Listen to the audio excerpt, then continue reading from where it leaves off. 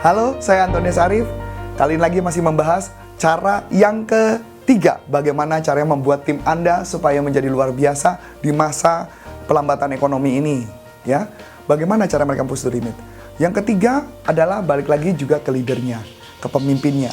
Mungkin kalau bila Anda ingat, ketika Anda menjadi pemimpin, kadang-kadang pemimpin suka cuma hanya sekedar memerintah, dan memerintah. Dan mereka tidak tahu alasannya. Ini sama juga dengan cara yang pertama tadi. Anda harus cari alasannya. Kalau Anda nggak memberi alasannya, bukan alasan Anda, bukan alasan perusahaan, tapi alasan pribadi mereka.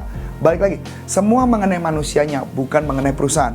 Karena bisa saya katakan, bukan perusahaan nggak penting, tapi karyawan pasti juga punya sifat egois dan dia lebih pentingkan dirinya dulu dibanding perusahaan. Ini yang paling penting. Di mana seorang manajer kadang-kadang juga suka berlaku tidak adil. Maksud tidak adil apa?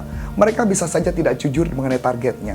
Kalau mereka tidak jujur ketika ngasih tahu tentang sesuatu, targetnya anggaplah misalnya 1 miliar, ternyata dia sebenarnya secara angka dia nyampe, tapi dia tidak menganggap bahwa itu tidak nyampe, maka otomatis karyawan atau tim-tim sales menjadi kurang respect dengan atasannya. Kalau dia kurang respect dengan atasan, apa yang terjadi? Mereka menjadi tidak maksimum dalam perjuangannya. Yes, ini penting banget. Kejujuran adalah bagian yang penting ketika menjadi seorang pemimpin.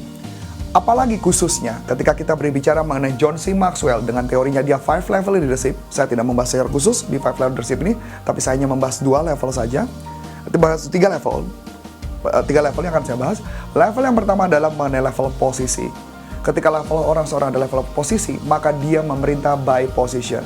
Otomatis saya tahu banget bahwa perusahaan-perusahaan, para karyawannya, para manajernya itu punya kemampuan bekerja sesuai posisinya. Masuk ke level 2 adalah level relationship.